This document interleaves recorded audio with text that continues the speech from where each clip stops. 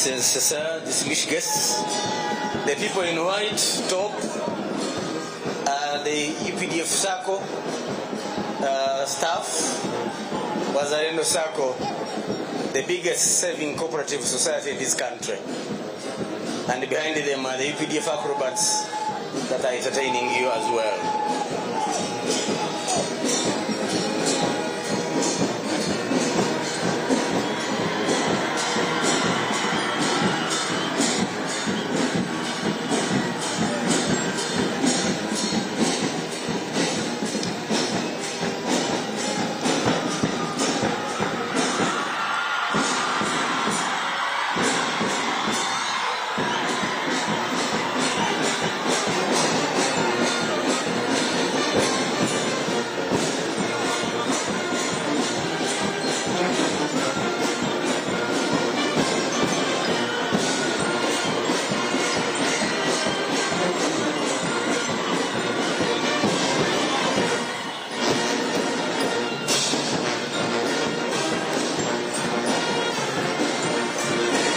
UPDF acrobats, asanteni sana.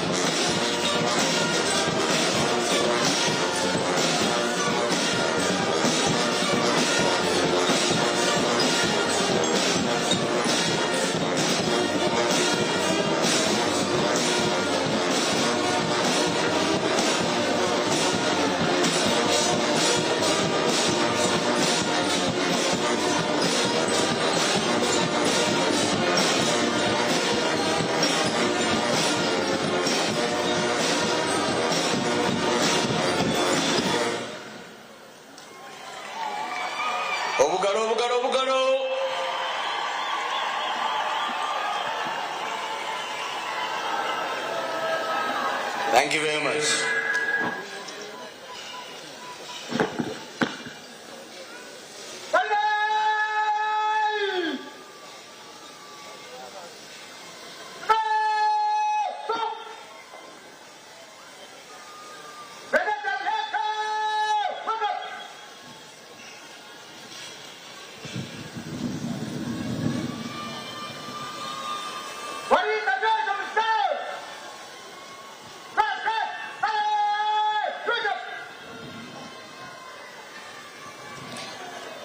Your Excellency the President, distinguished guests, next on the program will be the parade marching in review order.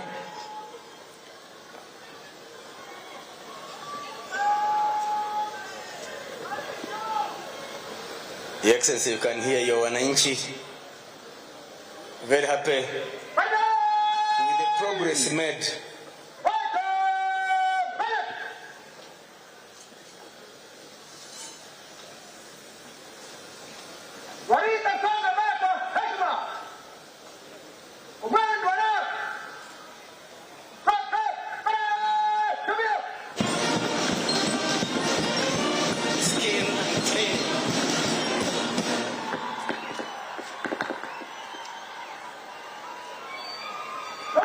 We shall stand.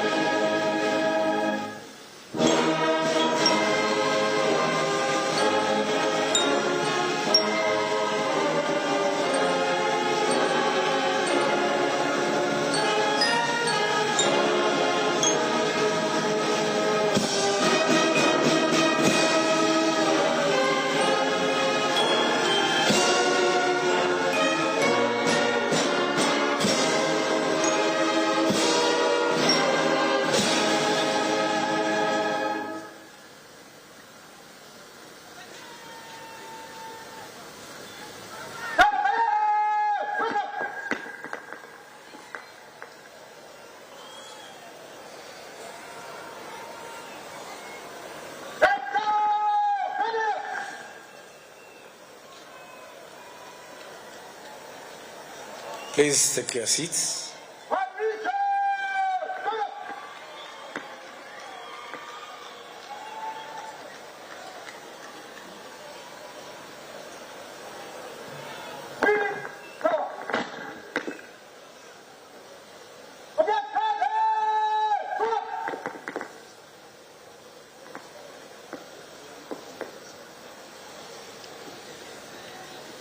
What is the boss show? What is the rule of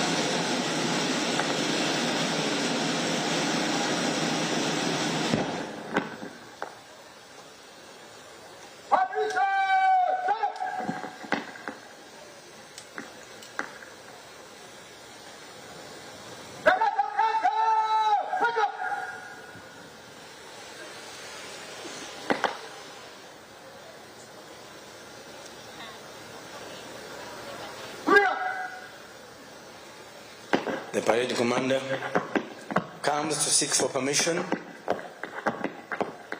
to have the colors off the parade.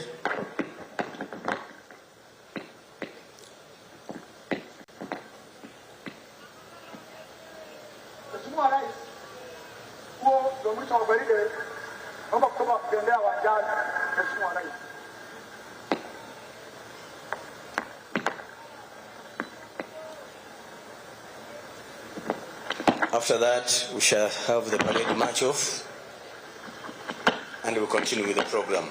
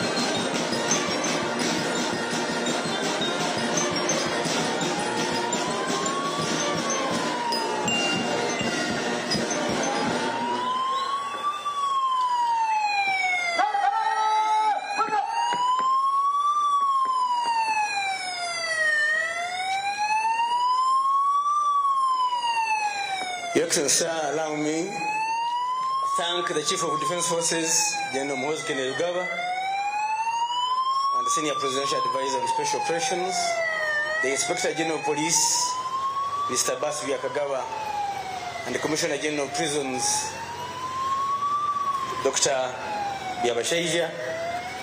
Sir, the CDF was represented by Deputy CDF, Lieutenant General Samuel Kiding, while police, the Inspector General of Police himself is present, and the Commissioner General of Prisons are all accompanying you on this occasion, sir.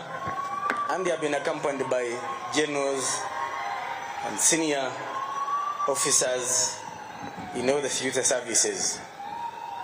We salute them for such a beautiful parade, for the preparations. More so, we salute you, sir, for building such a formidable security agencies that have maintained the peace and the stability of our country. I think they deserve a clap.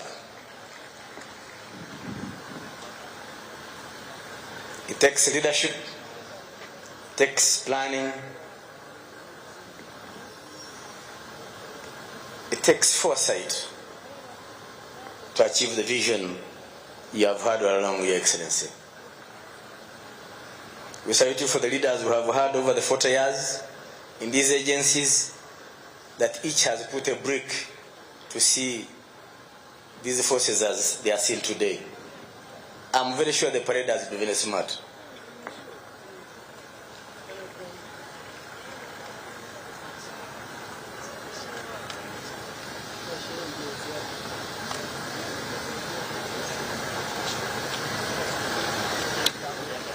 Your Excellency, we are celebrating 40 years of people that were driven by patriotism, driven by Pan-Africanism, and the desire to see our African people achieve their aspirations or realize their aspirations.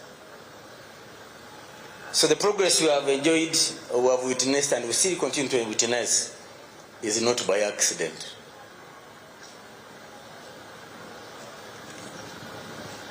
It's planted, it is sowed in the blood of Ugandans and watered by blood that was continued to be shed, that continued to be shed in dealing with the various insurgencies over the years.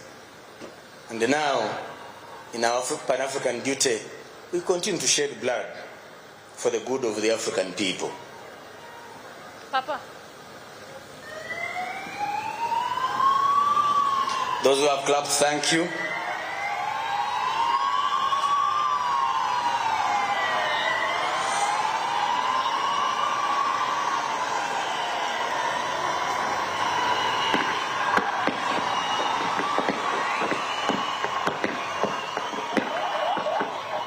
Hakuna mchezo.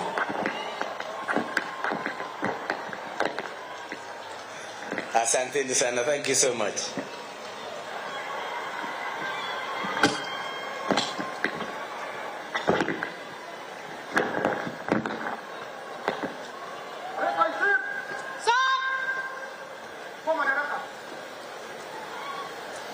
Yes, the parade commander has handed over to his deputy or second in command, who is none other than Major Miriam Okelo Apio. Your Excellency, sir, 40 years ago, Sir, parade commander, there were no female or ladies in military uniform. Sir, parade commander. Thanks to your leadership, we have generals, senior officers, and other combatants from the female folk that are serving this great nation. I own my colleague, Madam Alice, had mentioned about you having made a history to be the first president in Africa to appoint a vice president from our ladies.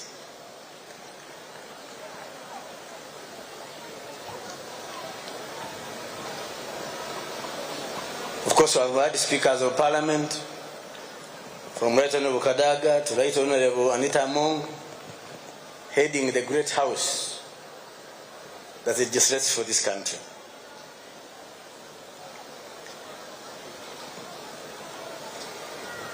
Sir, we cannot fail to salute you.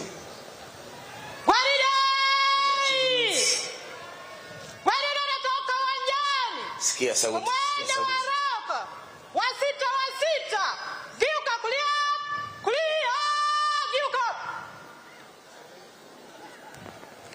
Yes.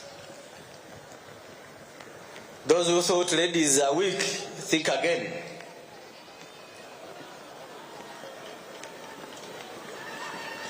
And when you see her walking, you indeed believe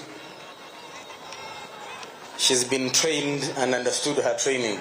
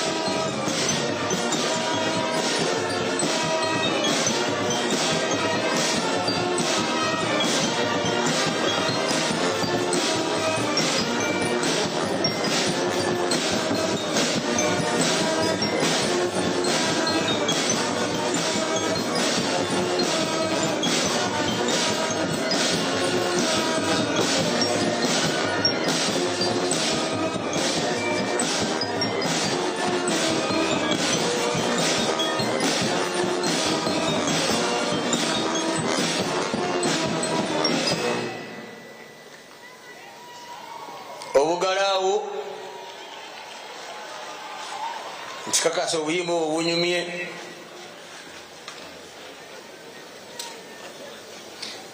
Mheshimiwa Rais, wageni walikwa, naomba sasa hivi naachie nafasi mwenzangu akaendelee na kipindi. Asanteni sana.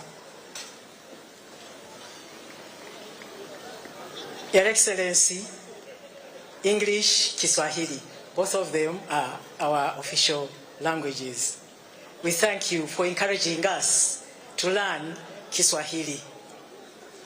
Today's theme, Your Excellency, is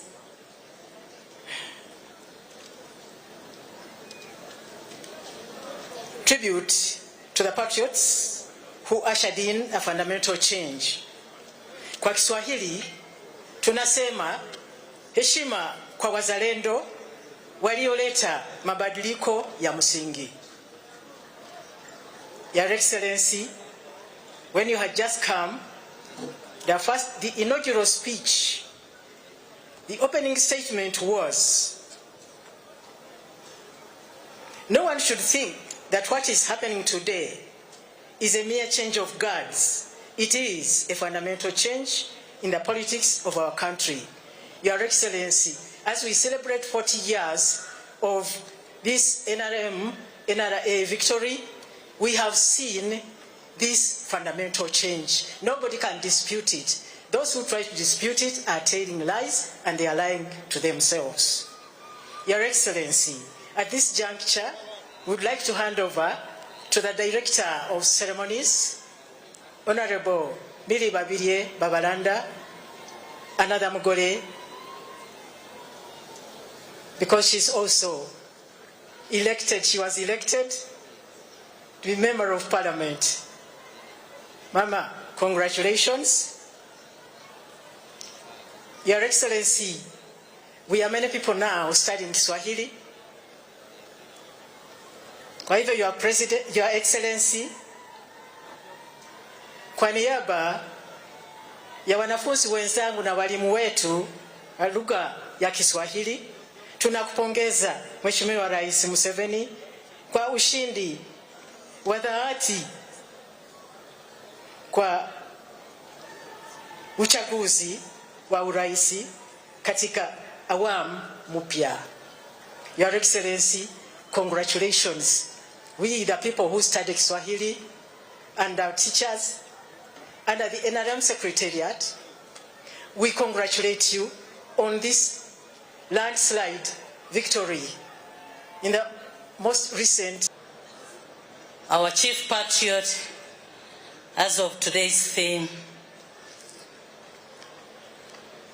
and freedom fighter, General Retired Zeyo Kaguta Museveni.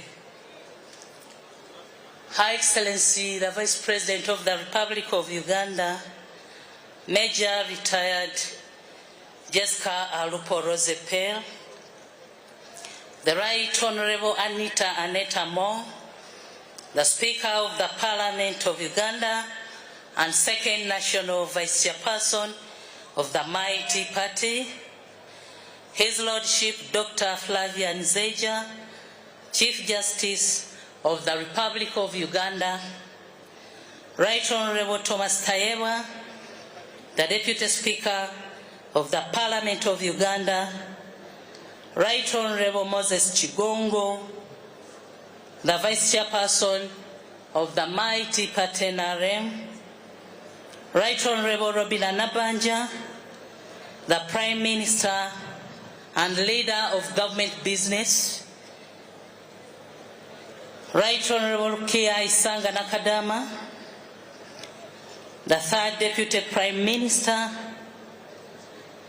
the Right Honorable Richard Todron, the Secretary General of the NRM Party, Honorable Rose Namayanja, the Deputy Secretary General of the NRM, Her Lordship Jane Francis Abodo, the Principal Judge,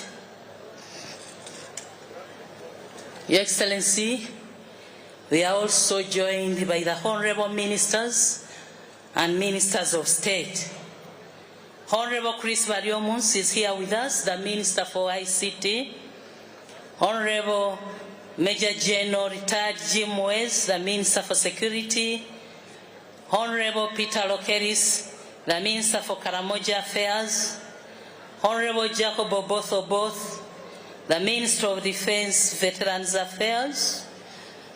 Honorable Monica Msenero, the Minister for Science, Technology and Innovation. Honorable Mr. Kabanda Hajat, the Minister for Kampala and Metropolitan Affairs. Honorable Muloli Mukasa, the Minister for Public Service. Honorable General David Muhozi, the Minister of State for Internal Affairs. Honorable General Mbadi Mbasu, the Minister of State for Trade. Honorable Balam Barugahara, the Minister of State for Youth and Children Affairs. Honorable Kirizesto Muingo, the Minister of State for Higher Education. Honorable Fred Wino Chakulaga, the Minister of State for Agriculture. Honorable Lieutenant Colonel Retired Bright Ramirama, the Minister of State for Animal Husbandry. Honorable Helen Adoa, the Minister of State for Fisheries. Honorable Kasolo Haruna Haji, the Minister of State for Microfinance. Honorable Henry Msasizi, the Minister of State for Finance in charge of general duties. Honorable Huda Oleru, the Minister of State for Defense. Honorable Persis Namuganza, the Minister of State for Housing and Urban Development. Honorable Dr. Samuel Mayanja, the Minister of State for Lands.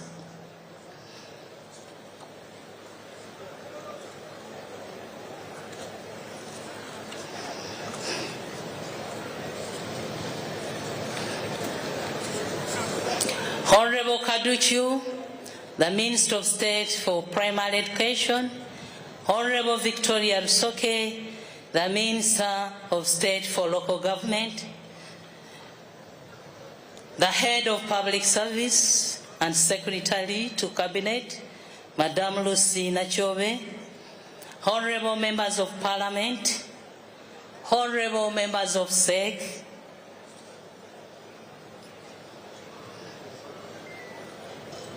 The Service Chiefs.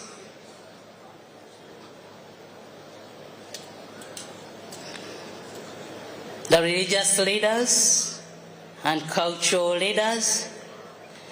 Your Excellency, allow me also to recognize the ambassadors and high commissioners accredited to Uganda. Can you please stand and wave to His Excellency, because you are many.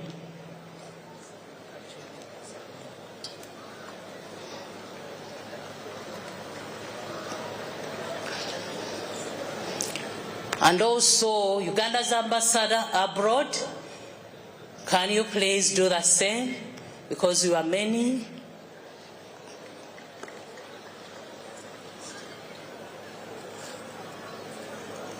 The religious leaders, can you rise and wave to His Excellency,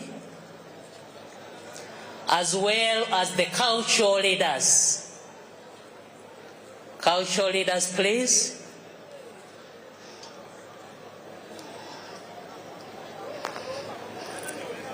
The permanent secretary is present, the senior presidential advisors, the resident city commissioner, and all other DCs, deputies, and assistants, the NRM family, and all other distinguished guests. Your Excellency,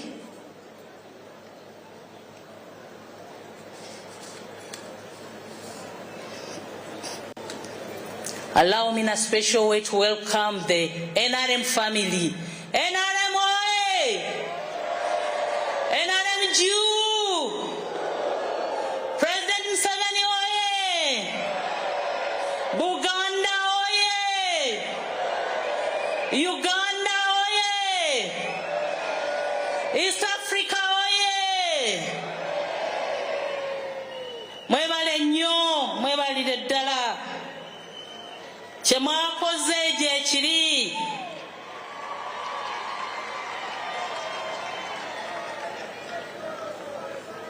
All our invited guests, ladies and gentlemen,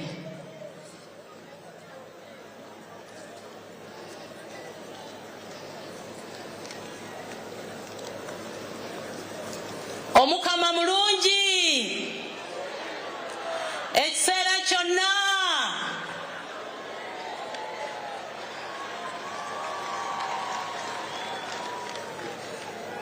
Your Excellency, it is with profound gratitude and honor that I welcome you to this momentous occasion.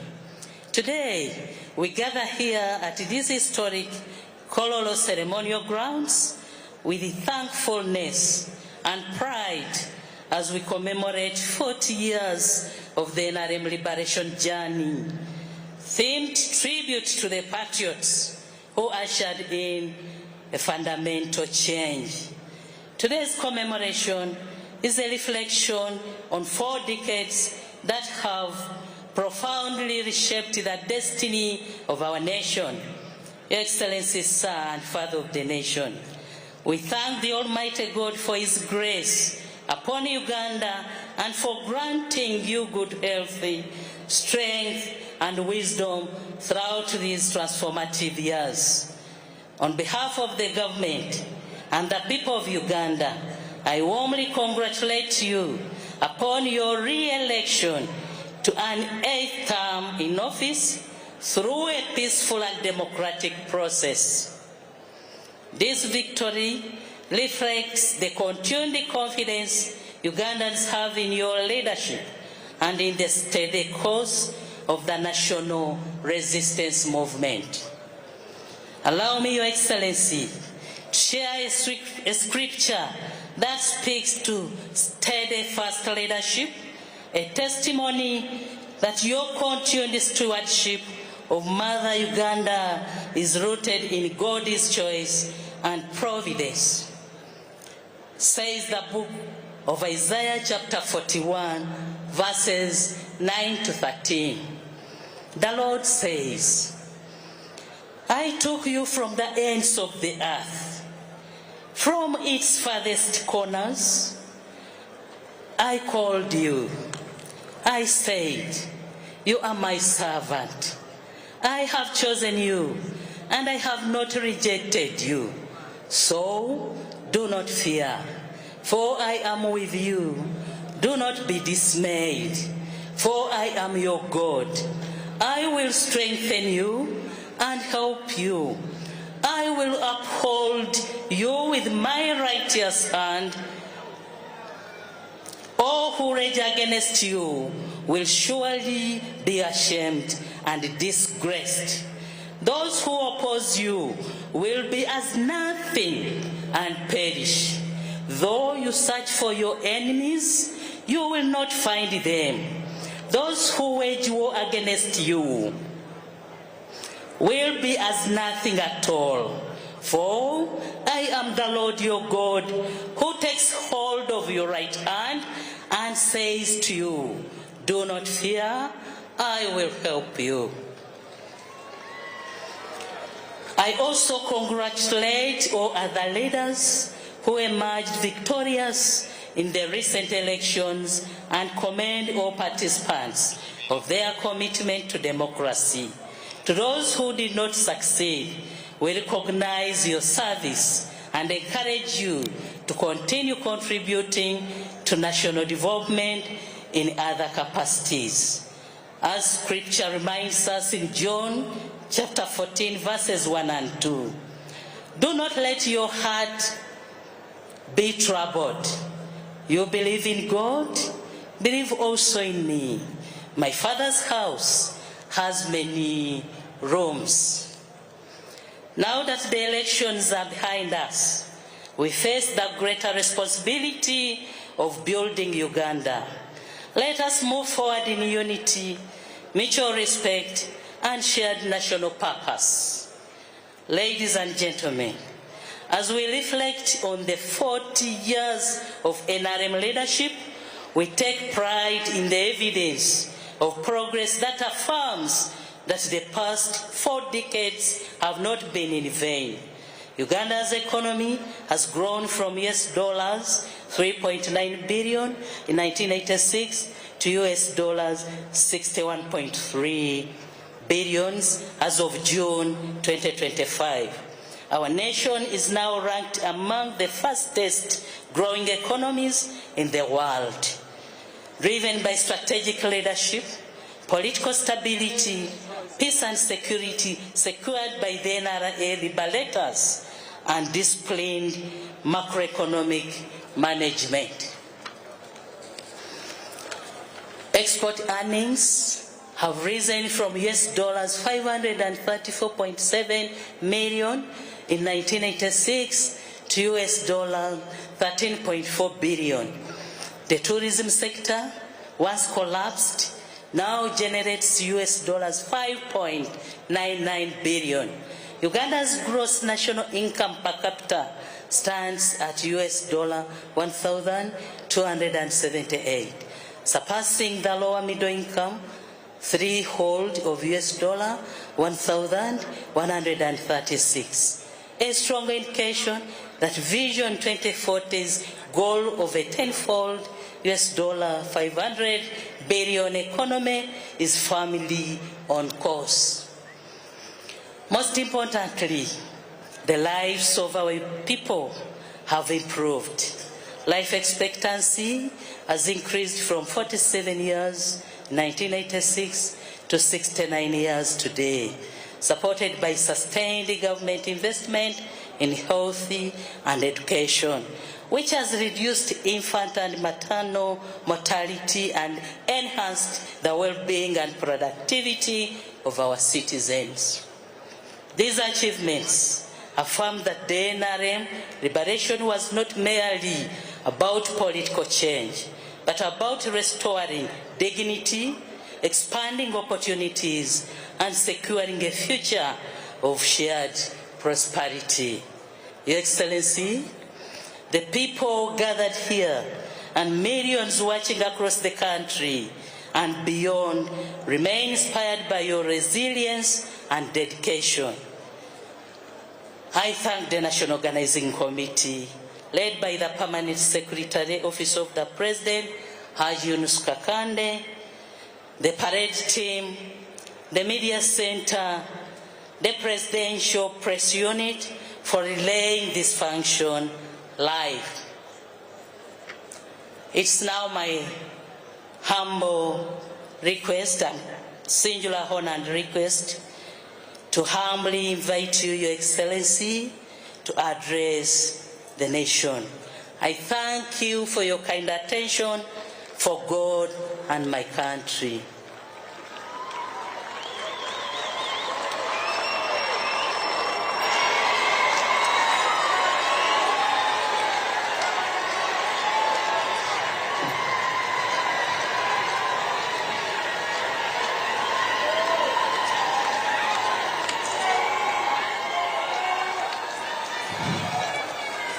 Abana Kampala muli mutya mujebale emirimu mukuluka olutabalo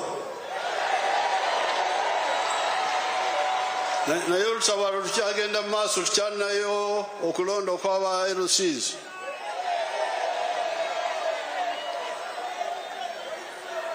I want somebody to translate in Uganda. Wabe wakyusa mu Luganda amanyi okukyusa bulungi. Namayanja will do it.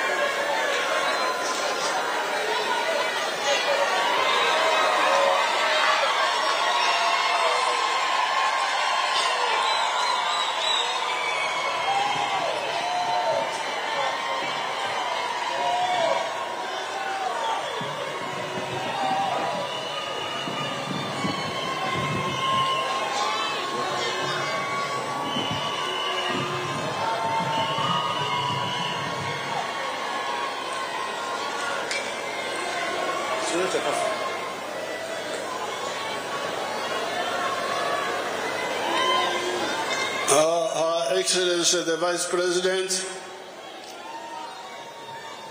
Vice President wa Uganda, the Right Honourable Speaker, Speaker wa Parliament, His Lordship the Chief Justice, His Lordship Saabalamuzi wa Uganda, and all the other leaders, n'abakulembeze mwenna, and all the wananchi. n'abantu mwenna. First of all, I thank God for having seen us through this big exercise of the elections. Okusookera ddala muzeeyi yeebaza Katonda olw'okutuyisa mu kulonda kuno okuwedde.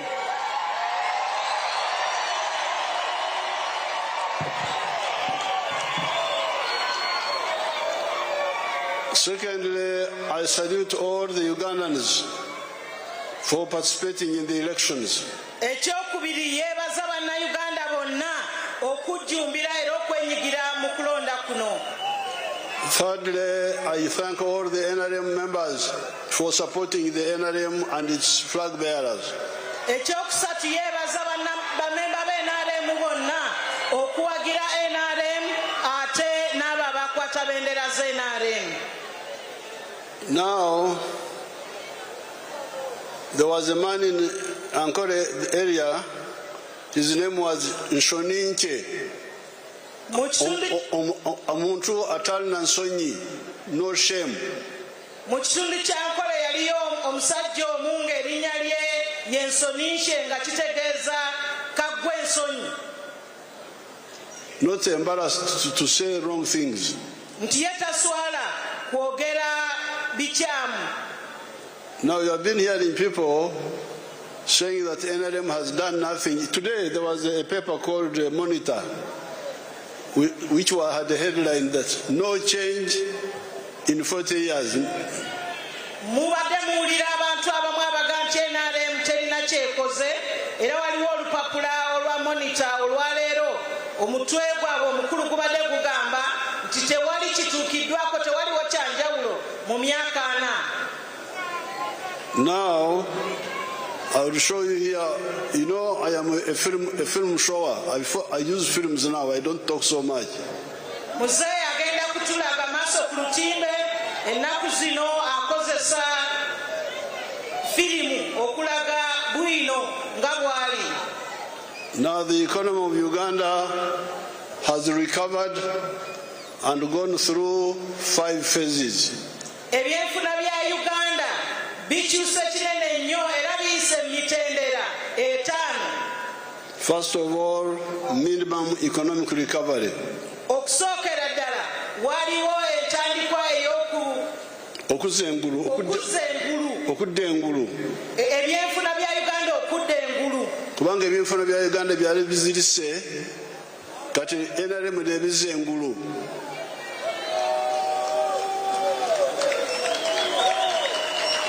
Ebyenfuna nga bwe muwulidde nti byali bizirise, NRM yatandika na kubizza ngulu. Then expansion of the small colonial economy which we had after it had recovered. Ekyaddako kwe kugaziya ebyenfuna nga bwe byali, abafuzi b'amatwale nga bwe baabireka nga bitono ddala, ng'ebyenfuna wafunda naye NRM n'ebigaziya. Naye n'ako katono Amin yali akasaanyizaawo. Nti n'ebyo ebitono ddala abafuzi b'amatwale bye baalekawo, Amin yali abisaanyizaawo. So we brought back that small economy and expanded it. N'olwekyo ebyo ebyenfuna ebitono ddala byakomezebwawo ate ne bigaziyizibwa. Then we diversified the economy. Ate ne twongeramu bingi mu economy, mu byenfuna byaffe ne twongeramu ebirala bingi ebipya.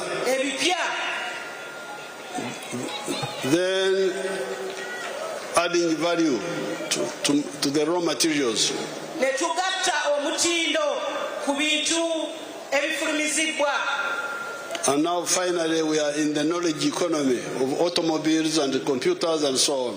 Kati tukola ebintu ebyebbeeyi ddala nga amamotoka, kompyuta n'ebintu ebirala. These are the 5 phases of the recovery and expansion and transformation of the economy of Uganda. Egyo gy'emitendera etaano okuviira ddala kukuza engulu, okugaziya ate n'okuleeta ebipya n'okwongerera ddala amaanyi mu byenfuna by'eggwanga lyaffe. N'okuleeta ebyenfuna ebipya ebiyimiridde ku magezi g'omutwe. Ebyenfuna ebipya ebisinziira ku magezi ag'omutwe, obuyiiya. Now I can show you here on the screen samples of the 4 sectors.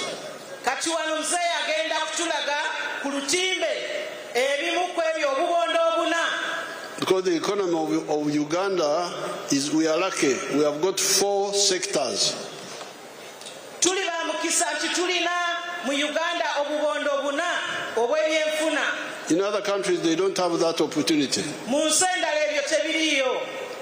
Here, let's look at commercial agriculture. Let's see what's happening with commercial agriculture. Kati wano katutunuulire ebyobulimi ebyensimbi. Let's start with sugarcane, we add tea, we add palm oil, we add bananas, coffee, whatever you have, you show us. Katutandike n'ebikajjo, amajaani, emmwanyi n'ebirala ebiriyo.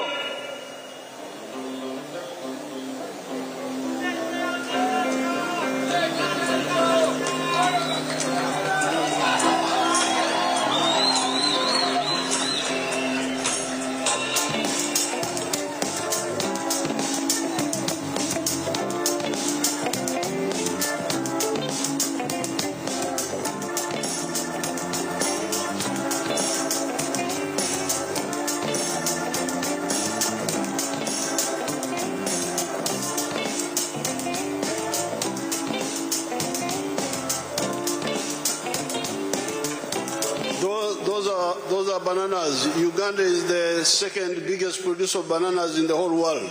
Ezo semulabye z'ensuku ezigudde akaleka ate nga Uganda y'emu ku nsi ezisinga okulima ebitooke. Tulage ebirala. Show us the other. Kaba tulage n'ebirala. That's cocoa. That's cocoa now. Show us cocoa. Kati bagenda kutulaga kooko. That is cocoa in Bundubujo. Oyo kooko alimibwa eBundibujo.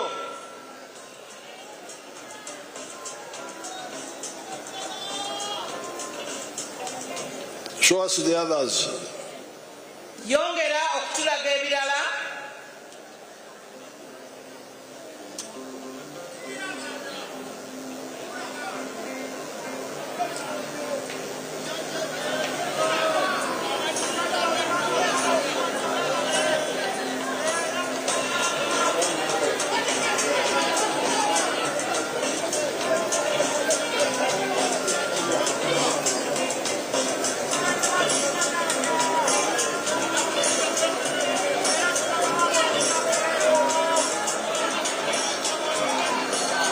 That is coffee.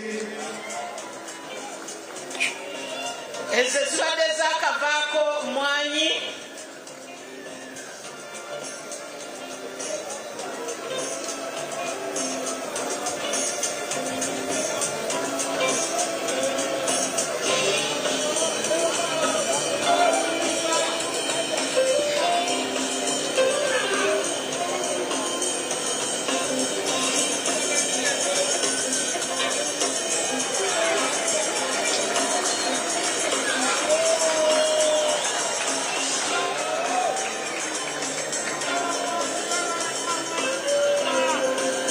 Show us palm oil.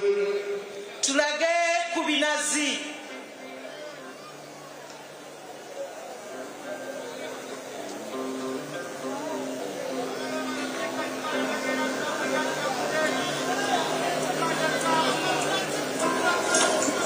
I think that is sugarcane. That is sugarcane. Ebyo bikajjo bye mulaba kati.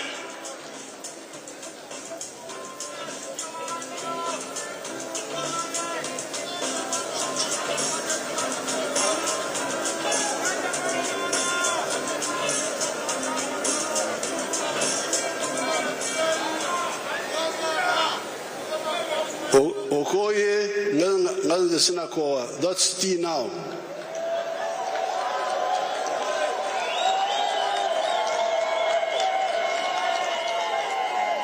Wafirima Koye.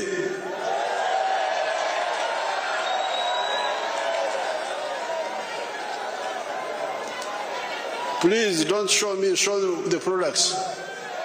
Tolaga kifaananyi kya muzeeyi, laga ebintu ebyo bye twetaaga okulaba.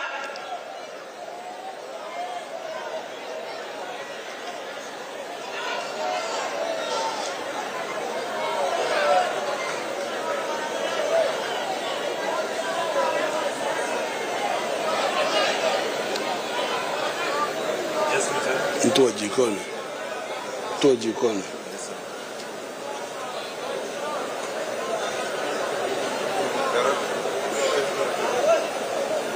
Omusajja Koye.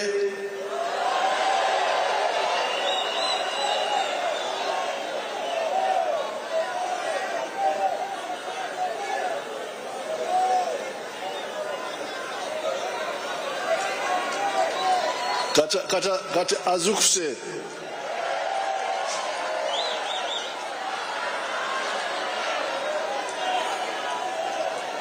I think that is palm oil. Okay. Atende nga tutulaze ku nti munange.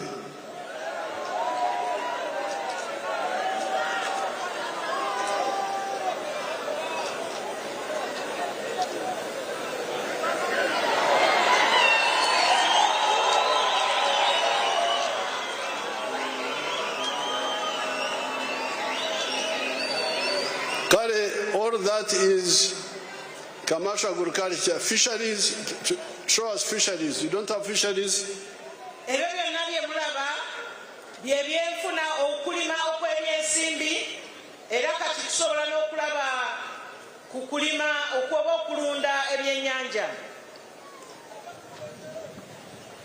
Now, the second sector, that is sector 1, commercial agriculture. That is fish farming now.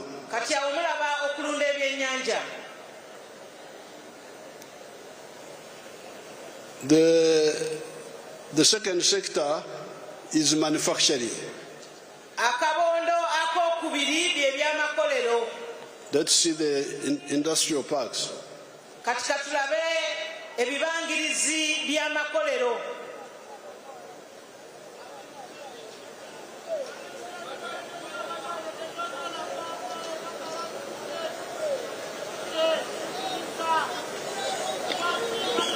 That is, I think, Mbale Industrial Park.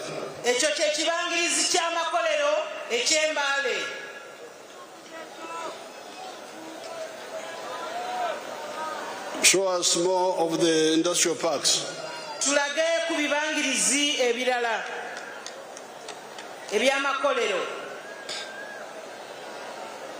That is Namanve now.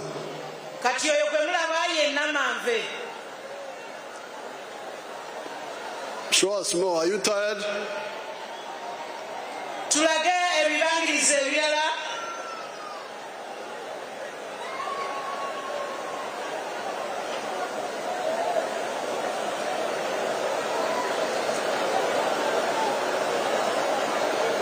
That is where I can't read it. Which one is that?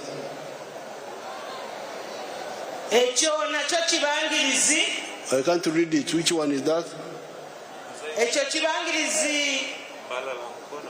That's Mbalala Mukono. Mukono area.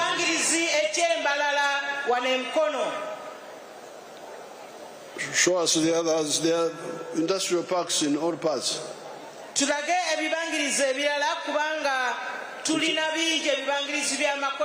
Which one is that? That's Kapeka. So those are the industrial parks which have come up all in this time.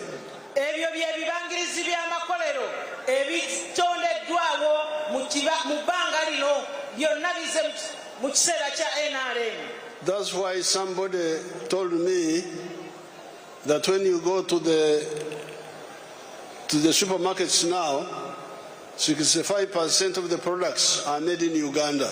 Yensonga lwaki omuntu omu yategeeza president nti bw'ogenda mu supermarket sikati ebintu 65 ku buli 100 ebitundibwamu bikolebwa wano mu Uganda. In the past it was 100% imported. Edda byonna byali bisubulwa kuva bweru. So the third sector is services. Akabondo akokusatu bwe buweereza. Hotels, ng'amahoteri, transport, ebyentambula, tourism, ebyobulambuzi, real estate, ebyokuzimba amayumba. all that is within the services sector. Ebyo byonna biri mu kabondo ak'obuweereza. Let's see examples. Katulabe ku byokulabirako.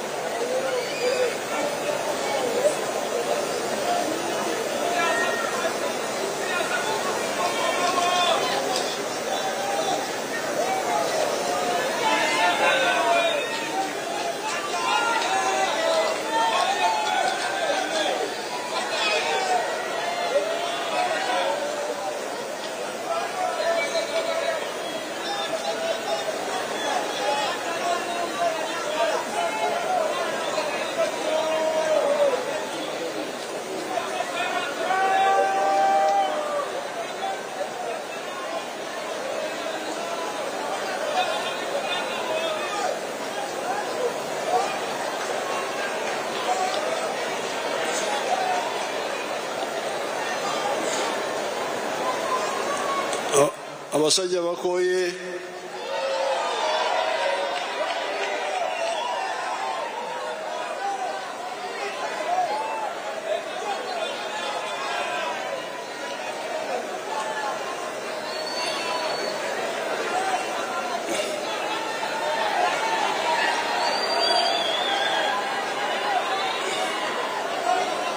Okay, that is tourism. Ebyo bya bulambuzi. One of the services. Bwe bumu ku buweereza. Hotels. Tulina amahoteri. Transport. Ebyentambula. Entertainment. Ebyokusanyusa. Creative art. Abayiiya mu bitusanyusa. And musicians and so on. Abayimbi n'abalala abagwa mu kkowa eryo. All that is in the services. You can go in detail of each one. Ebyo byonna bye bituukiddwako mu kabondo ak'obuweereza. There's also real estate. I don't know whether they've got pictures of real estate of the buildings around Kampala Entebbe area. Waliwo n'ebizimbe oba kye tuyita real estate, ebizimbe ebizimbiddwa mu Kampala wano, Entebbe ne Uganda yonna.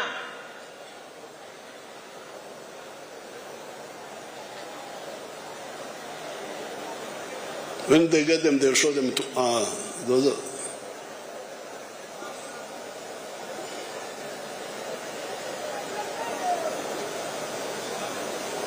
You remember some Idi Amin expelled our Asian citizens. Mujjukira Idi Amin yagoba abayimbi and confiscated their properties. Era n'awamba n'ebintu byabwe. How many properties were they? How many properties were they? Ebintu ebyo byali bimeka? Only 4,000. Byali 10,000 in the whole of Uganda. Mu Uganda yonna. But if you see the number of properties we have now, kati olwalero bw'otunuulira ebizimbe oba ebintu ebizimbiddwa It is weewuunya millions biri of mu property. bukadde na bukadde. So you wonder why Idi Amin was wasting time on 4,000 miserable properties of the Asians. Weewuunya lwaki Amin yamala obudde ku buntu 14,000 ng'agoba abayindi. Within those are part of the real estate. Kati amulaba ebizimbe gali kwoleka By your own people. nga bannayuganda bennyini be babizimbye. Much better than the miserable properties of the dukas of the Indians. Bisinga n'obuduuka bw'abayindi bwe balina. But within the industries, I forgot the automobile industry. I want you to see the automobile industry. Naye mu makolero omuzeeyi yeerabidde okwogera ku kukola emmotoka era kati ze mulaba ezo ze mmotoka ezikolebwa mu Uganda bus. Those vehicles are made by your own children. Ezo emmotoka zikolebwa abaana bammwe bannayuganda.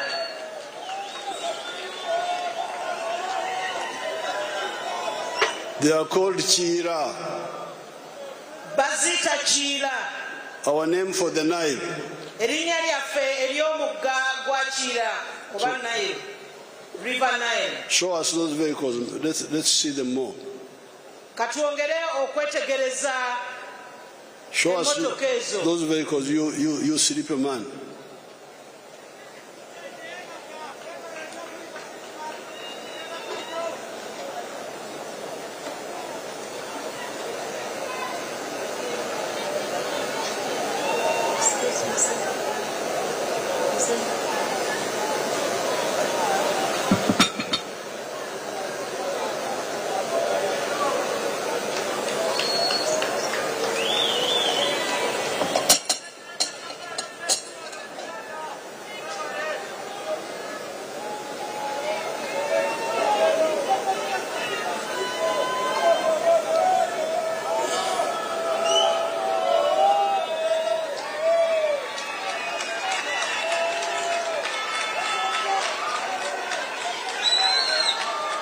Now, recently,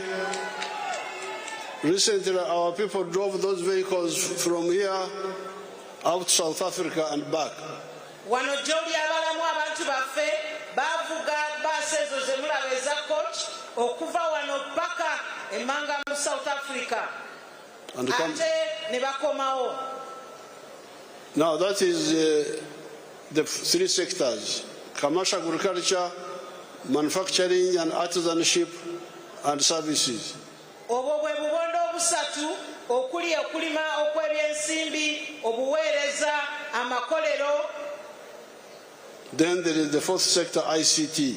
Kakati eyokuna akabondo akokuna ke k'ebyuma bikalimagezi. Let's see whether they have some examples.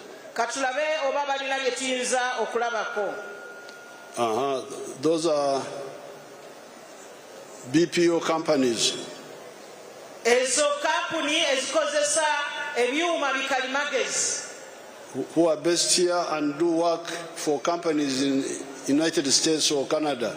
Kampani ezo nga zikozesa ebyuma bikalimagezi nga ziri wano mu Uganda naye nga zikola emirimu egy'abantu abali e Canada n'ensi endala. So this is big growth, but we are going to grow even more.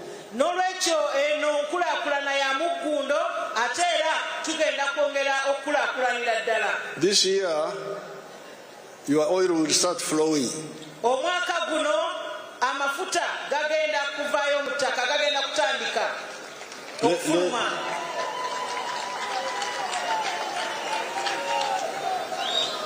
The people who don't care about Africa wanted to come and grab this oil for others. Abantu abatafaayo ku Africa bali baagala okujja batwale amafuta gano. Those are some of the oil wells. Kati ezo ze zimu ku nzizi ez'amafuta. That one you see there. Olwo lwe mulabaawo luzzi lw'amafuta si mazzi. The water is there behind the culvert, but the oil is on the Emabega wa w'oluzzi lw'amafuta mulaba ennyanja Mutanzige oba gye tuyita Lake Albert. I don't know whether they have got other pictures of the pipeline and all that. Do you have?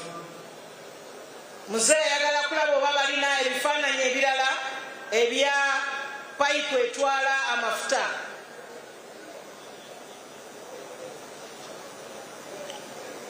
So, if they get them, they will bring them. Bwe banaabifuna bajja kuba babiteerako. Now, the economy is moving very fast. Ebyenfuna biri ku sipiidi ya yiriyiri. We are growing at 7% now. Bikula ku bitundu 7 ku kikumi we twogerera wano. With the oil, we are going to go into double digits. Bwe tunaafuna amafuta bwe ganaatandika ate awo tujja kuba tugenze mu nnyukuta 2 oba nga tusoba mu 10. But there are still groups of our population who are outside the money economy.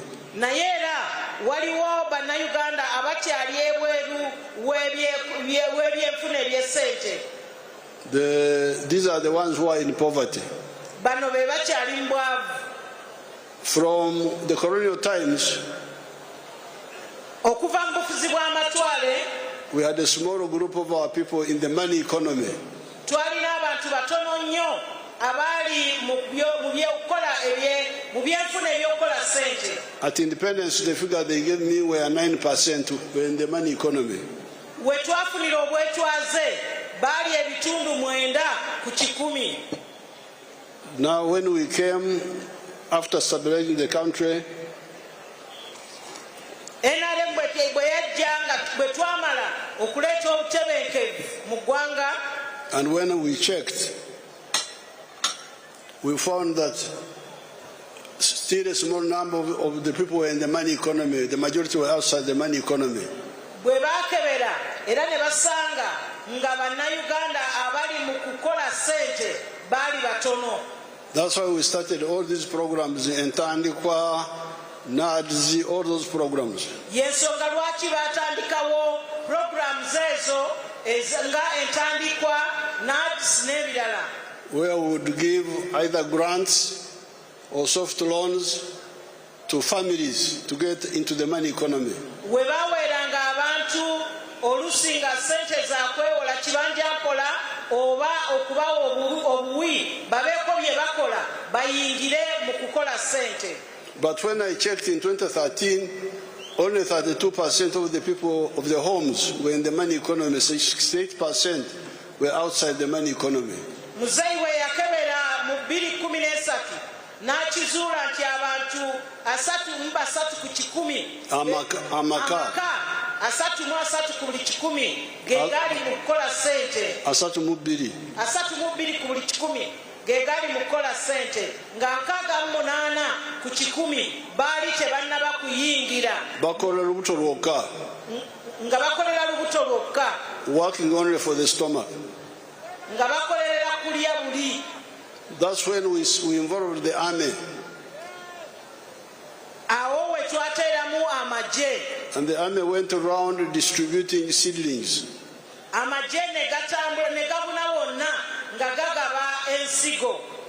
And when we checked, 61% were in the money economy. When we checked in 2019, 61% were in the money economy, but 39% were still outside the money economy.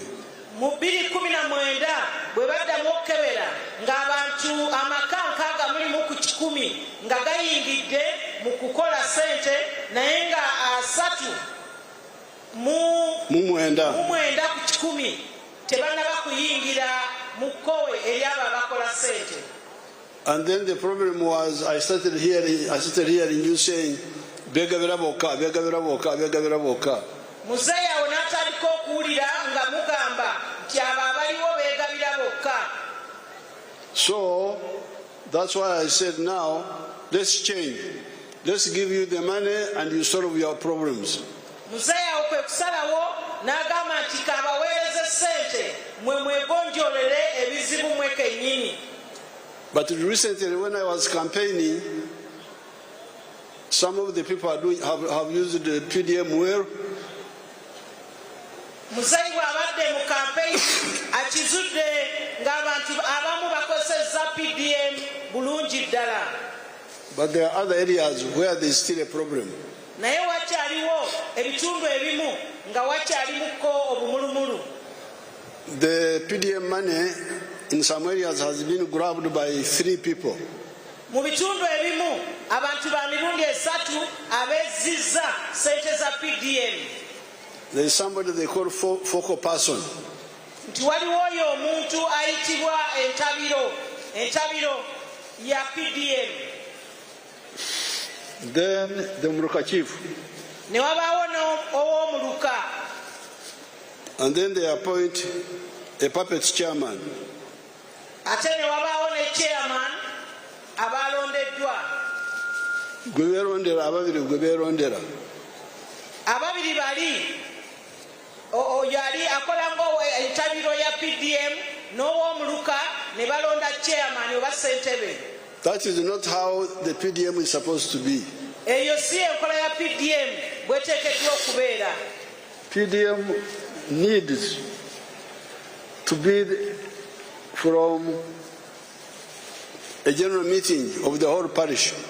PDM yeetaagisa nga wabaddewo olukiiko olw'abantu mu muluka ogwo. Abantu bonna abakulu abagala kwetaba okugoba obwavu. Abantu mu kitundu ekyo ba mu muluka ogwo nga baagala okuva mu bwavu ne beetaba mu lukiiko olwa bonna. Anybody above 18 years. Omuntu yenna kasaba ng'asussa emyaka 18. If he wants, he should be a member. Bw'aba ayagala ateekeddwa okubeera member. And their general meeting should be the one to elect a committee. Olukiiko lwa bonna abo olwo lwe luvunaanyizibwa okulonda akakiiko. Which will select who comes first and who comes next. Akakiiko ako ke kasalawo ani asooka okufuna PDM era ani addako. And I hear that in Nabanja's areas, Nani Majes told me that in Nabanja's area they use Akaruru lottery. You pick the one who gets first. Muzeyi awulira nti mu kitundu kya Prime Minister Right Honorable Nabanja bo bakozesa kalulu bakwata bupapula asooka okwata akapapula kakwata ke kaliko ennamba yaddirwa n'afuna. So it must be, we are going to amend those rules of the PDM.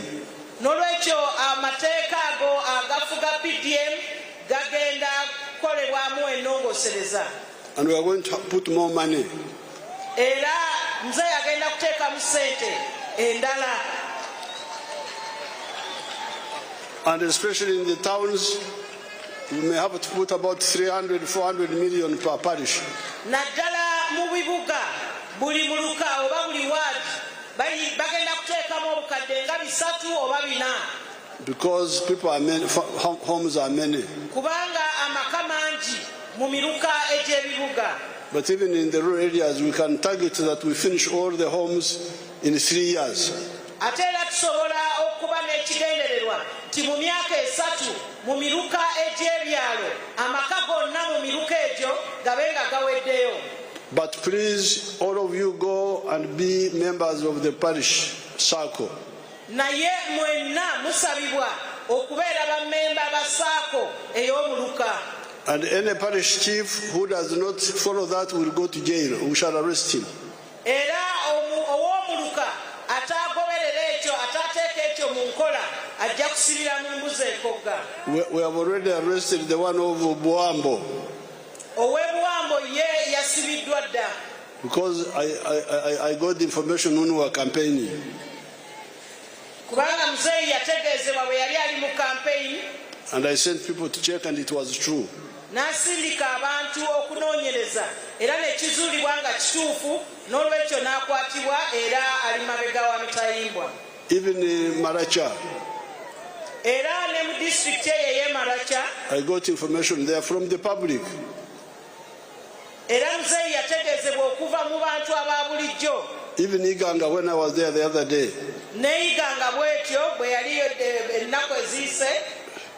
all those, the ones who were who are only giving themselves, that's a mistake. They should stop. Those committees should be dissolved and new ones created properly. Abo ababadde beegabira bokka bakikomye bunnambiro era obukiiko obwo bujjululwe baddemu bakikole nga bayita olukiiko olwa bonna abantu bamemba beerondere akakiiko. Now, those ones don't have to be sent to jail.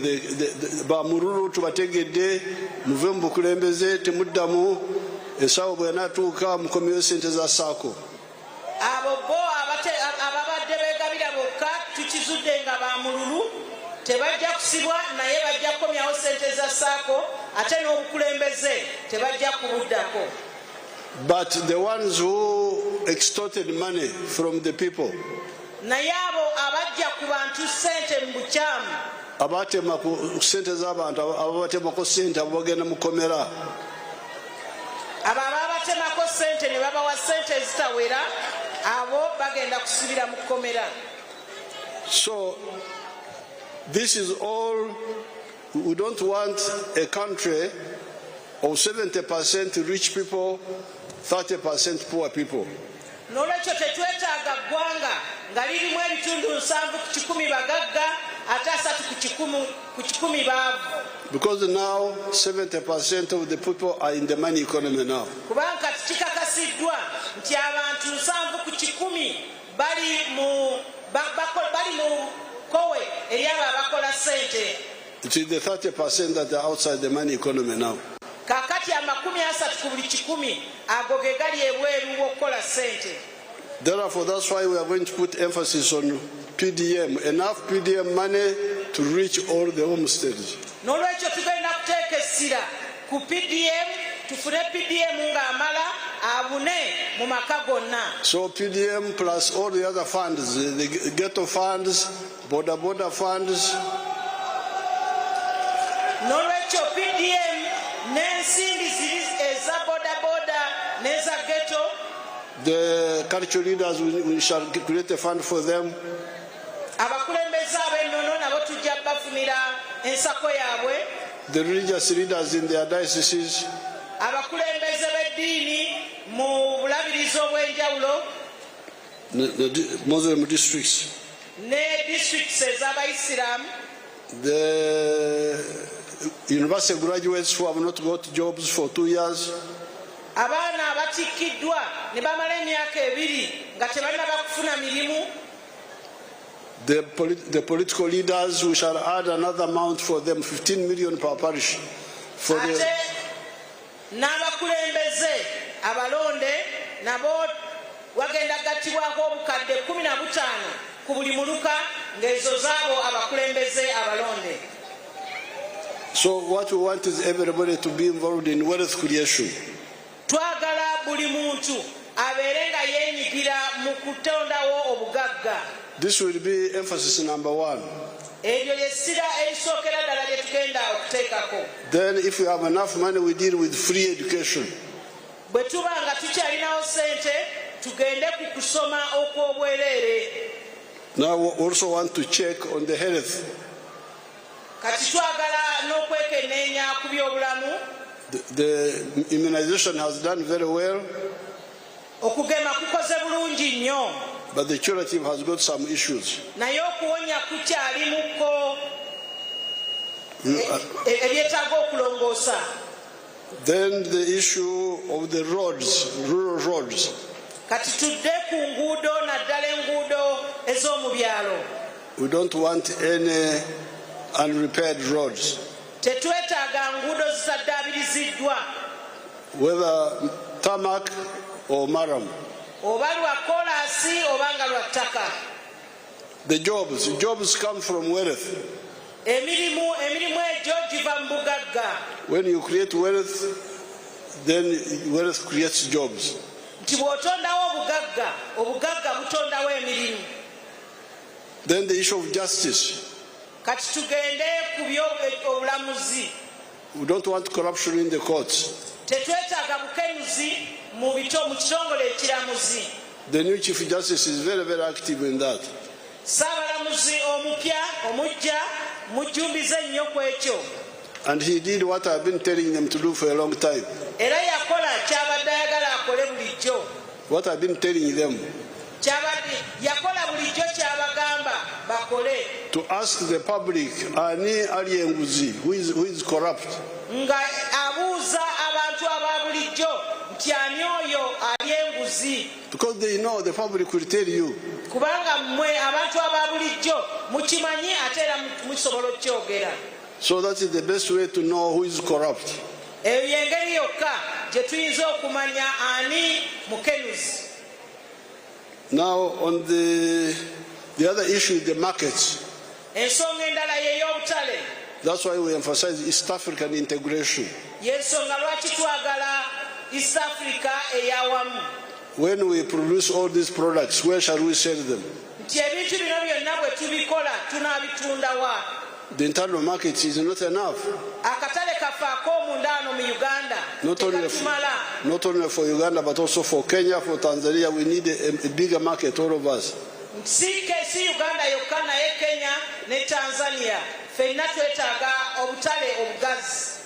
But where we are now, we're already moving very well. Naye we tuli tutambula bukwaku. We now have a positive balance of payments.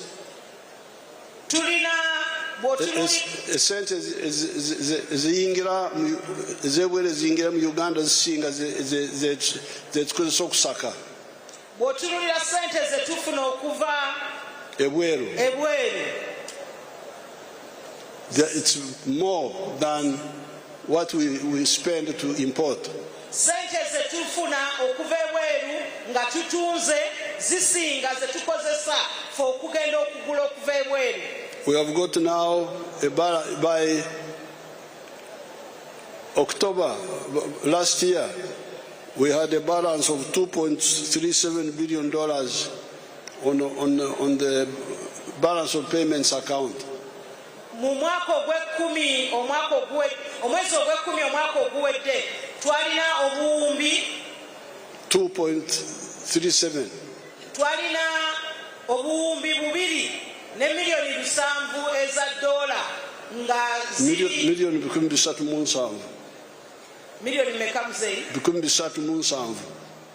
Milioni za dola 3. No, obuwumbi 2 n'obukadde 37. Obuwumbi 2 n'obukadde 37 eza dola ng'ezo ze ziri ku kye tuyita balance of payment oba eziri awo mu reserve. Ezifikawo. So, and we are just beginning. Ate nga tutandika butandisi. We are going to do much more than what's happening now. Tugenda kukola ekisingirako ddala ku kiriwo kati. We are celebrating a big victory in politics. Tujaguza obuwanguzi obw'amaanyi mu byobufuzi. But I got 8 million votes who voted for me. Muzeeyi yafuna obukadde 8 abamulonda.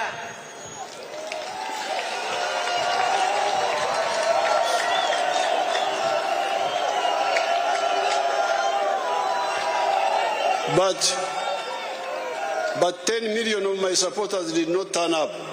Naye ng'ate obukadde 10 tebwajja kulonda. Our supporters. Obukadde 10 obw'abawagizi baffe. By NRM. Aba NRM tebajja kulonda. Because in May, on the 6th of May, kubanga nga 6 ogw'okutaano omwaka oguwedde, when we registered our members, bwe twawandiisa bamemba baffe, we had 21 million members. Twalina bamembers obukadde 21. 18 million of them were old enough to vote. Nga obukadde 18 kwabo bali mu myaka egironda.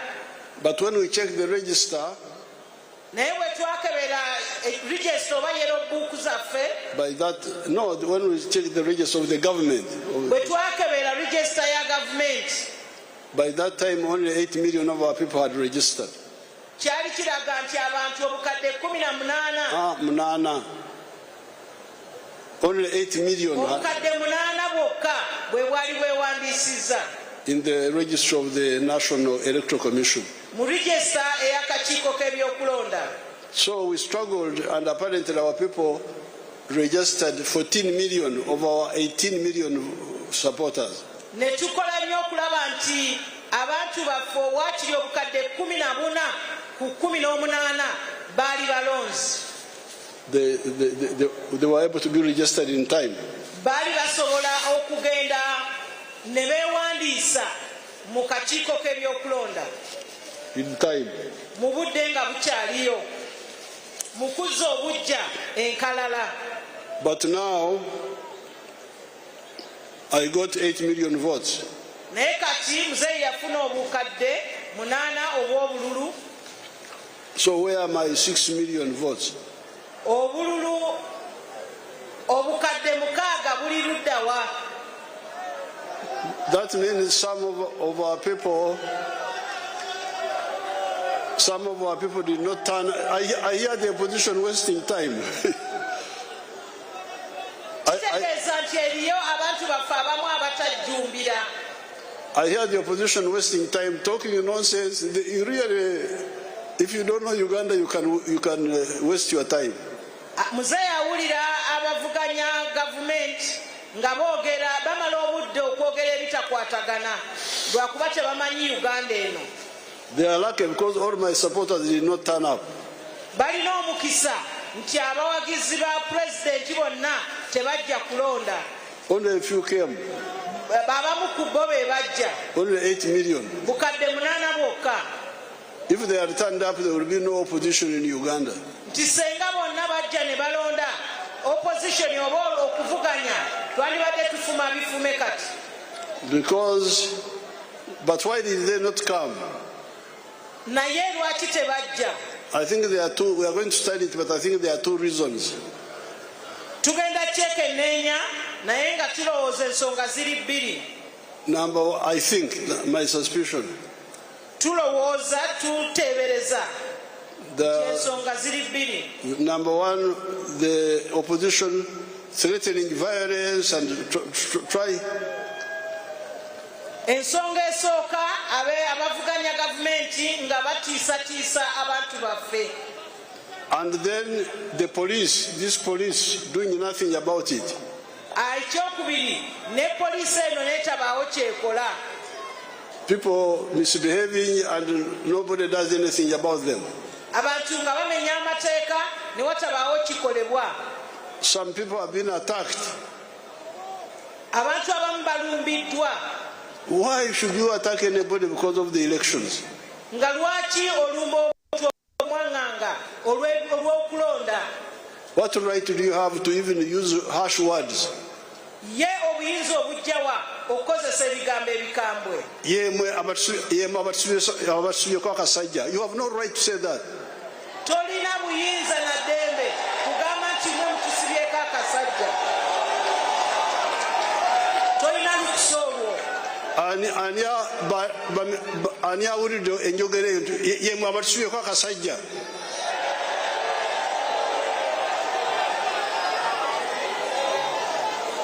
Why would the police hear this and keep quiet? Poliisi eyinza etya okuwulira kino n'esirika? So that is reason number one why I think some people did not turn up. N'olwekyo eyo ensonga esooka gye tuteebereza lwaki abantu baffe abamu tebajja kulonda. The other one is misbehavior by the NRM leaders themselves. Ensonga ey'okubiri ye y'abakulembeze b'NRM abeeyisa obubi. Entaro. Abalwanagana. Bringing wars among our people. Abaleeta obutakkaanya mu bantu baffe. They make some of the people say, let me kambyesonye ebyo ebyobululu kambiveemu. Kireetera abantu okwekyawa ne bagamba nti ebyobululu kababiveeko. That is the second group. Eyo ye group ey'okubiri. So these two groups must watch them. N'olwekyo grupu zino zombi tulina okuzisaako eriiso ejjogi. The opposition who use terrorist approach. Aba opposition oba abavuganya gavumenti abakozesa olulimi olw'ekitujju oba enkola ey'ekitujju. Then our own people who are indisciplined and selfish. N'abantu baffe abeeyagaliza bokka abatagoberera mpisa za kibiina.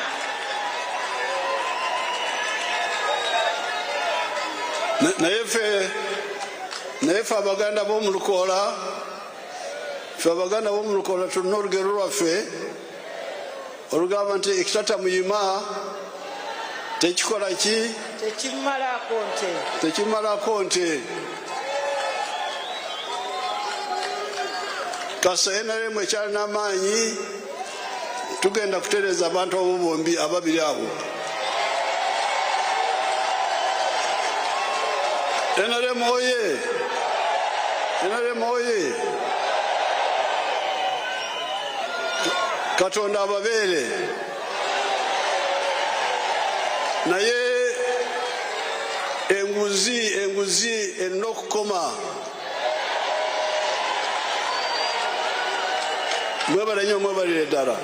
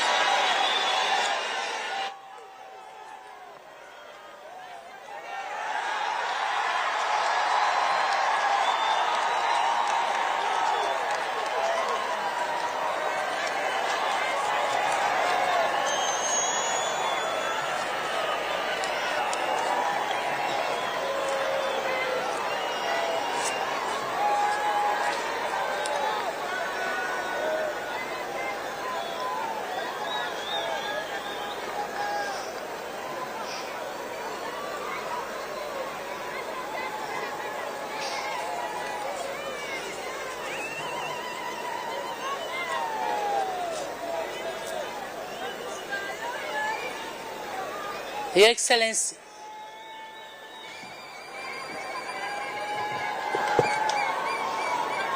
the President and President-elect, I thank you for your presentation to the nation at 40 years of NRA Victory Day. Your Excellency, 4 decades of steadfast stewardship shows that this renewed democratic mandate is not merely an electoral victory, but a powerful national endorsement of a leader whose clarity of purpose has guided Uganda from collapse to stability and from survival to sustained growth. 40 years ago, you promised to usher in a fundamental change. That promise has been fulfilled, marking a decisive break from the failures of past. I congratulate you, Your Excellency, and all the people of Uganda. Your Excellency,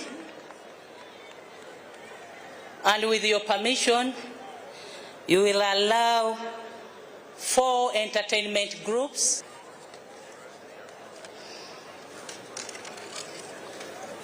This is a special appreciation to the President and President-elect, General Retired Mzee Yoweri Kaguta Museveni.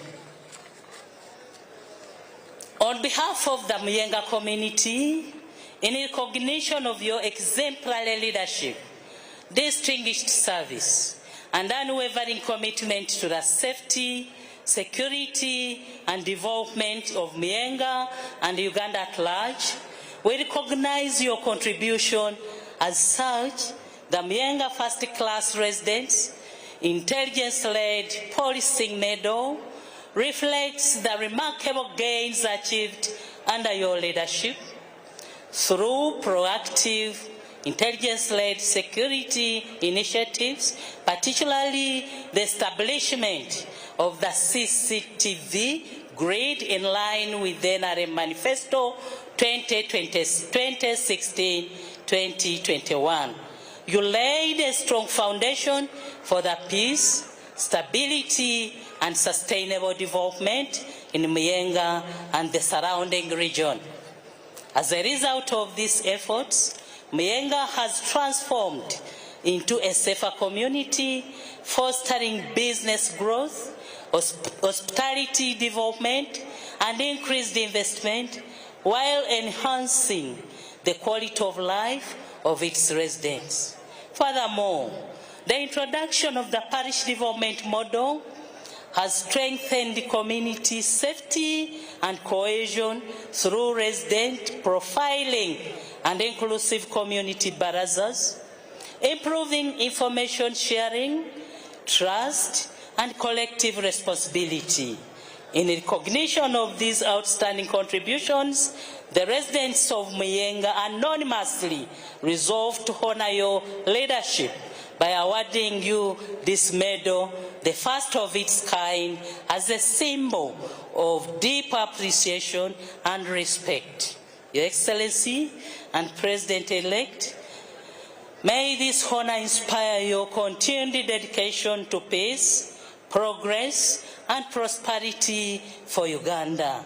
With sincere gratitude, congratulations on your outstanding service and 2026 presidential electoral victory. I therefore invite the following residents of Muyenga to come and present the award to you, Your Excellency, the President and President-elect, for your outstanding service.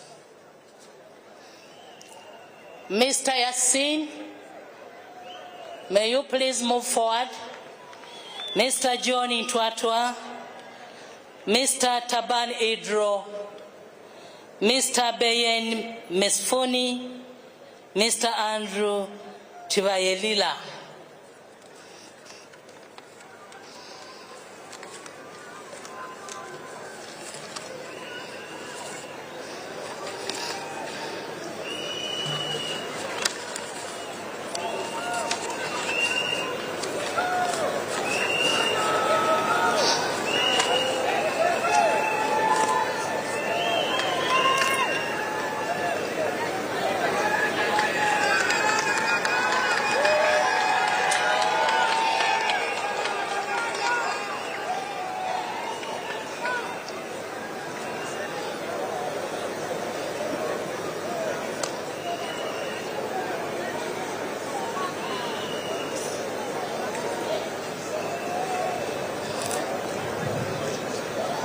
Thank you, Your Excellency.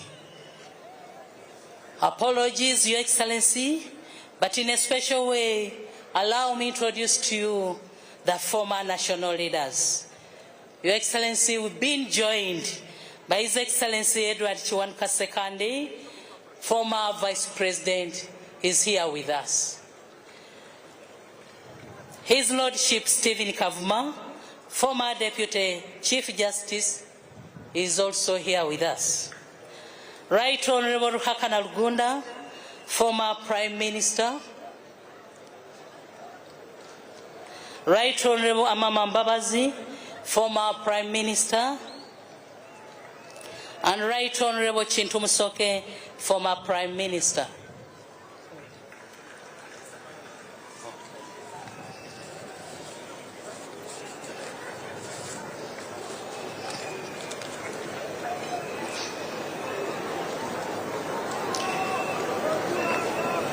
Your Excellency, it's time for the Chancellery Department to come and take us through.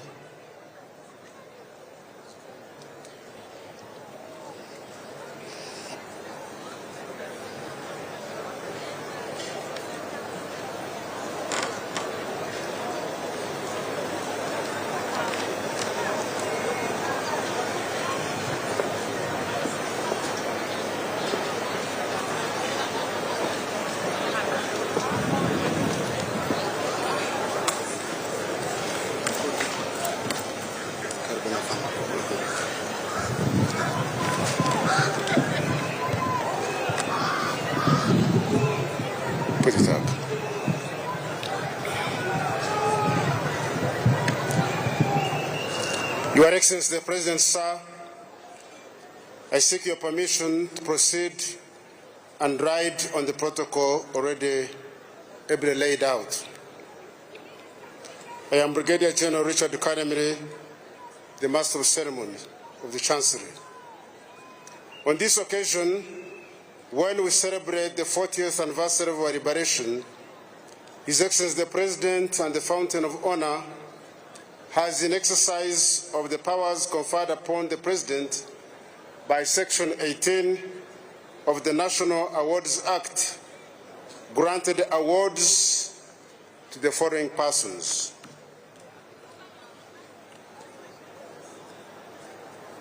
The first award is the Distinguished Order of the Crested Crane Grand Commander, and it goes to Justice Emeritus Ralph Ochan. Born on the 16th of July 1948, he holds Masters of Arts in Political Economy, Master of Laws in the Law of the Sea, and is the current chair of the Africa Center for Research and Legal Studies, Kampala. He served as chairperson of the Public Service Commission, and from 2008 to July 2013, he served as a judge of the High Court at the Masinde High Court Circuit. From 2005 to 2008, he served as Secretary to the Judiciary. From 2002 to 2005, he also served as Permanent Secretary in the Ministry of Gender, Labor and Social Development. From 1985, he served as Undersecretary in the Ministry of Foreign Affairs and also later served as the Foreign Service Officer Grade 5 and was posted to Ottawa. He has served on many boards and has also published and reviewed several works. Justice Emeritus Ralph Ochan is therefore recognized for his dedication and distinguished service over the years and unwavering contribution to the economic social transformation of Uganda. The Distinguished Order of the Crested Crane Grand Officer is bestowed on Mr. Barot Hashad Maganbai, born on 3rd January 1959 in India. In 2006, driven by his understanding of Uganda's development needs, he responded to the demands for eco-friendly, affordable, and accessible infrastructure for the public and private sector, particularly for small and medium enterprises. His vision focused on decongesting urban centers by developing rural areas, providing SMEs with affordable housing and commercial spaces. Over the years, he has become a household name and leading figure in real estate. He stands as a symbol of transformation, turning challenges into opportunities, into thriving realities. Next is Mr. Ikokoro Okware, also granted the Distinguished Honor of the Crested Crane Member. Mr. Okokware was elected LC1 chairperson for Nyarakot Zone and in the same year joined the first intake of LDUs. In 1996, he was elected RSC2 Defense Secretary for Apokor Parish, serving until the creation of Mera Sub-County. Ms. Teddy Nalu is awarded the National Independence Diamond Jubilee Medal.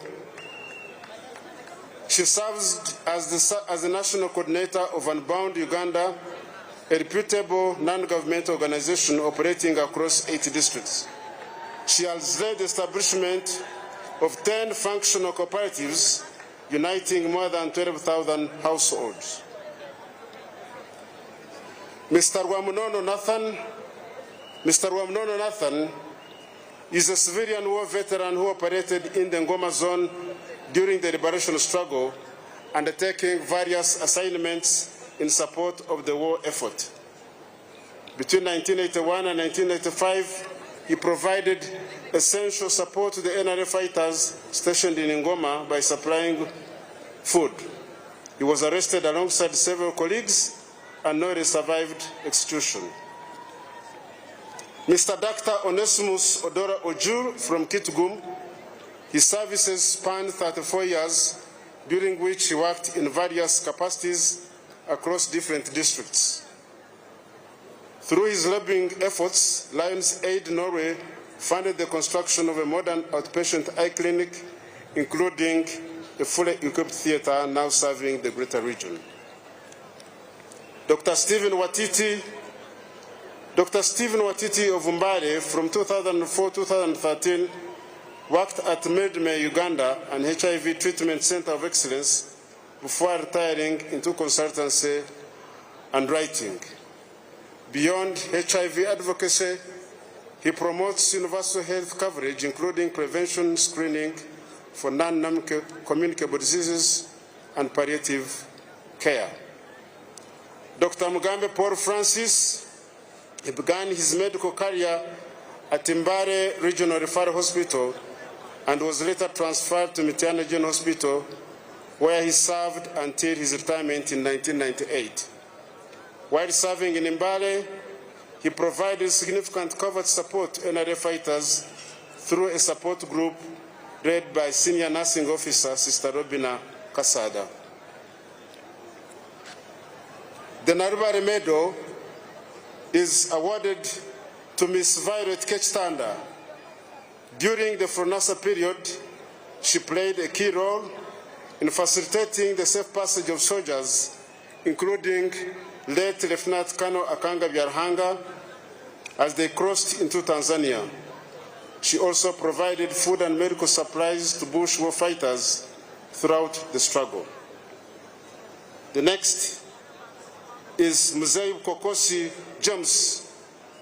Mzee James Bukokosi was recruited by late Joseph Rutwari and Karambuzi in 1972 and began operating in Shikagati, Ruyanga village, Isinjiro district at the Uganda-Tanzania border.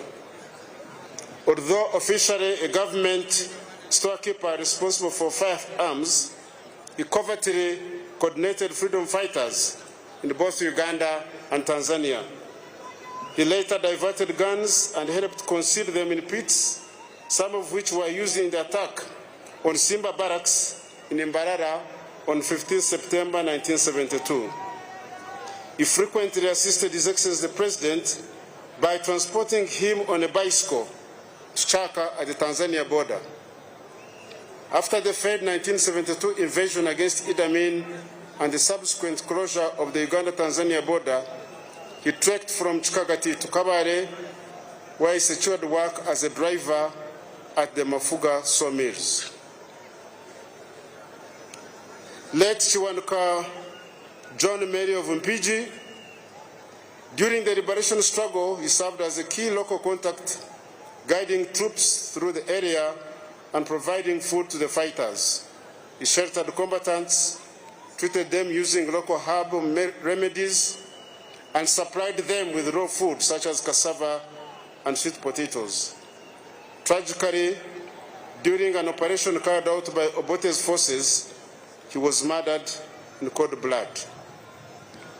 Kiza Evelyn Tinkamarirwe of Kakumiro, she worked as a health worker in Chivari Dispensary. In 1981, she was arrested by UPC leaders, accusing her of supporting rebels detained at Karuguju police post. The Royal Triangle Medal is also posthumously awarded to Miss Mbaba's Marchean of Chankwanzi. She played a key role in mobilizing and encouraging fellow women, particularly the young ones, to remain firm and brave during the hardship of the war. Miss Mbaba Zinora of Mbende is also awarded the Royal Triangle. She was one of the pioneers of the Uganda Patriotic Movement in 1980 at the age of 16 in Mubende district.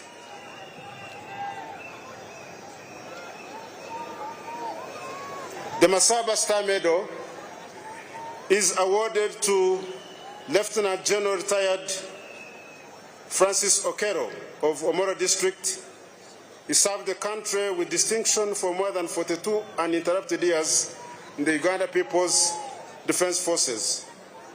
He had multiple high-level appointments in command, administration, operations, and strategic leadership, including being the first commandant of the Uganda Defense College, was Chief of Plans and Operations and Peace and Security Department at the African Union Headquarters, was the commandant of Uganda Rapid Deployment Capability Center, and was also the second force commander of the African Union Mission in Somalia.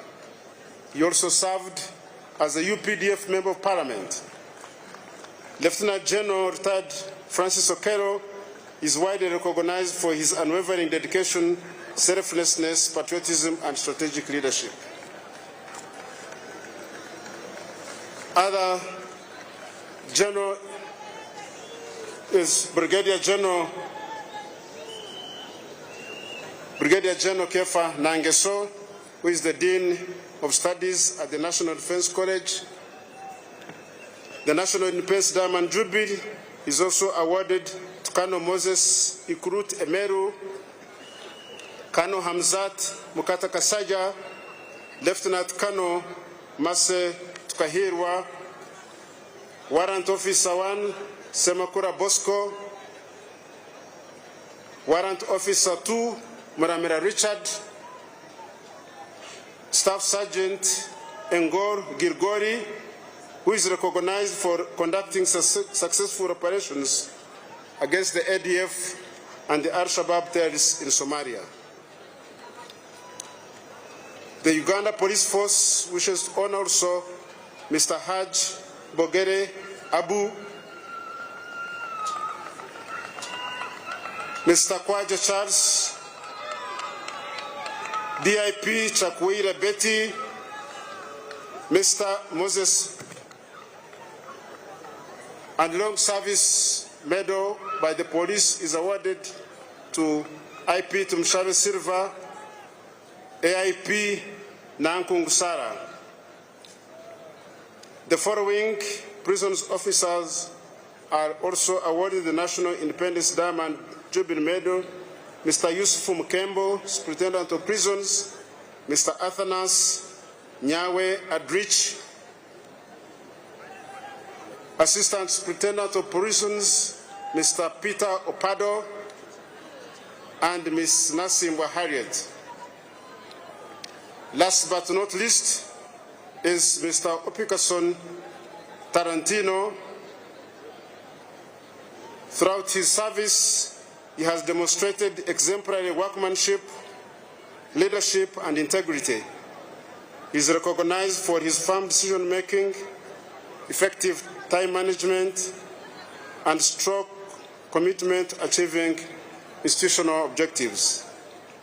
As a senior tailor, he has trained numerous officers, equipping them with the skills and discipline required to become dependable and competent professionals. His ability to make swift, well-considered decisions, combined with his excellent planning abilities, has greatly strengthened the tailoring units and enhanced productivity across the stations where he has served.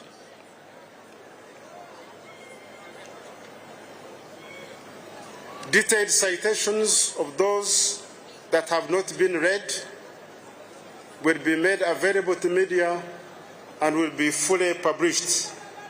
So we've done this in order to serve on the time. We extend our deep congratulations to all the awardees and urge them to wear these medals of honor on such national occasions.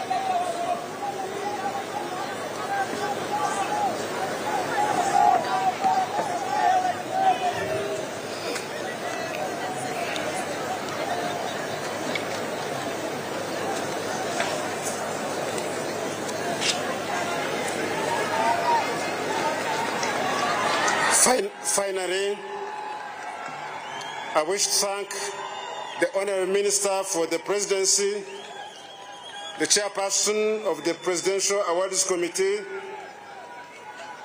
and the Chancellor team for organizing this ceremony. I thank you very much, Your Excellency.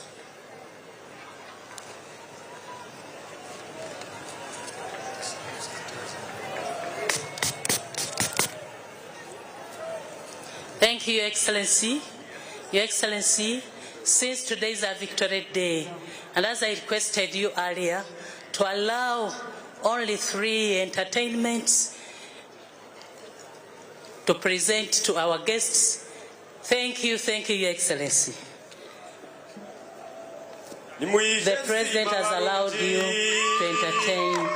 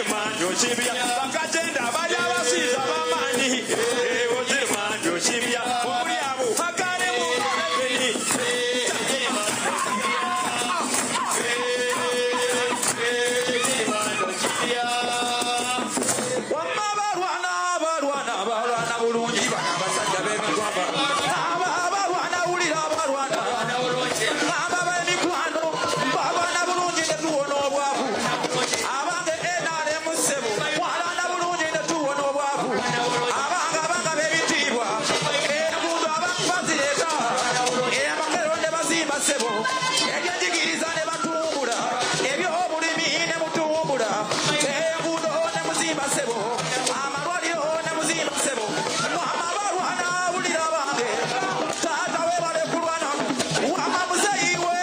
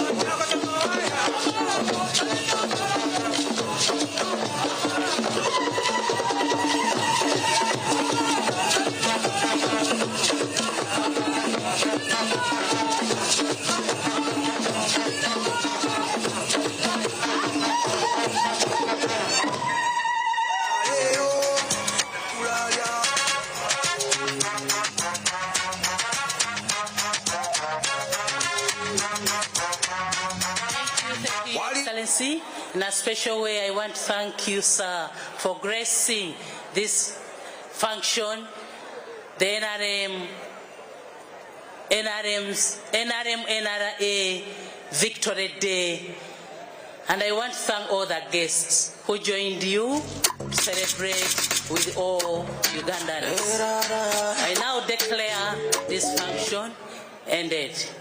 National anthems in reverse order.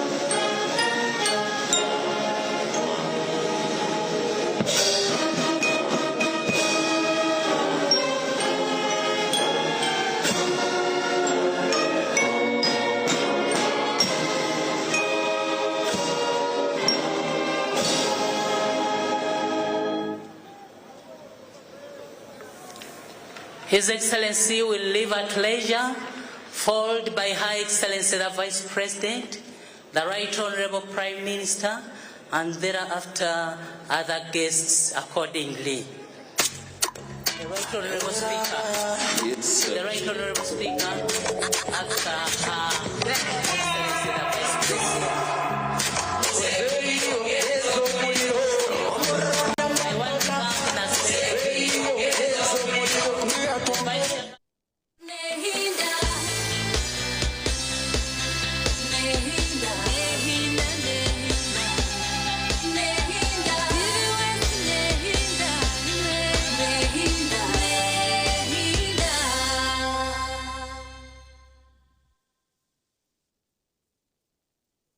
We're kicking your year off in all her glory. with more, because we got you. You get it? We got kicks, we got scores, We got action. We got roars. It's my specialty. We got drama. We got fun. We got more for everyone. With an upgrade on us, just for you. More channels, more shows, more reasons to stay. We got you. DSTV, we got you all the way. Emyaka mingi ombazi gwito gwa mino gwa Ebicident na Fresh Up gubire no gutereza kurungi munonga kubasa kulinda mino